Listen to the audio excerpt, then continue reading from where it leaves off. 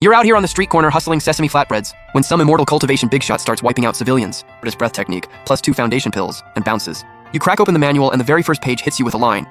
30,000 years of lifespan to reach quasi-saint, 300,000 years to become unmatched. You scratch your head. Isn't this a foundation level technique? But you don't overthink it. You just start cultivating. In the blink of an eye, 10 years had passed since Cheyenne left. Your face hadn't changed one bit. The townspeople just figured you'd scored some immortal technique from a celestial being and extended your lifespan. But slowly, people started showing up at your door looking to learn those techniques. And just like that, word spread. There was an immortal living in this small town, and everyone within 100 miles had heard about it. Over the past 10 years, you'd been evenly splitting your stat points between strength and luck. You were sitting at strength 20 and luck 6. And you realized your strength had reached a terrifying level, like mountain-crushing, river-splitting levels. Luck, on the other hand, hadn't changed much. You just noticed you kept finding more money on the ground. Then one day, just as you were heading out for a stroll, the system pinged. Luck activated. Turtle breath art has evolved into Grand Turtle breath art. You just stood there, rubbing your head. No way that just happened. You pulled up the new technique, and the biggest difference from the old one was immediately obvious. 4 big glowing words at the bottom. Nascent soul technique. The whole thing burned lifespan to fuel cultivation. And it was way faster than before. You gave the system a mental thumbs up. This new technique was literally made for you. As the days went on, more and more people came looking to be your disciple. Young masters whose clans had been wiped out, seeking revenge through cultivation. And clan kids who'd been dumped and wanted payback on their exes' families. You turned every single one of them down. Just when you thought the quiet life would keep going, a shady group of strangers showed up and started scheming against you in the town tavern. They were a crew of wandering martial artists who'd just rolled into town. One guy in a bamboo hat spoke first. Word is, the town chief here is some kind of immortal. Face hasn't aged in over 20 years.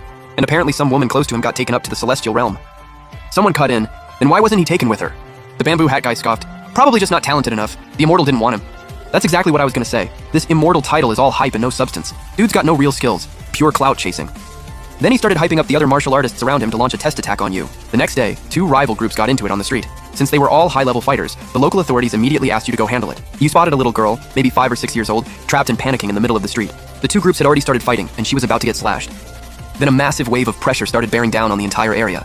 You looked at the fighters, furrowed your brow, didn't even bother with them, and walked straight to the little girl. You smiled and said, "Hey, go home, you're safe." The girl immediately nodded. She turned and bolted. You watched her disappear into the distance, and your expression went cold. You turned to the group and said, "You know I'm a patient guy. Pay for the damage and walk away right now and I'll let you off." Before you even finished, the lead fighter just shook his head. "We'll pay for the damage, but beef between martial artists? That gets settled right here, right now. Otherwise our guys become a laughingstock." You just smiled.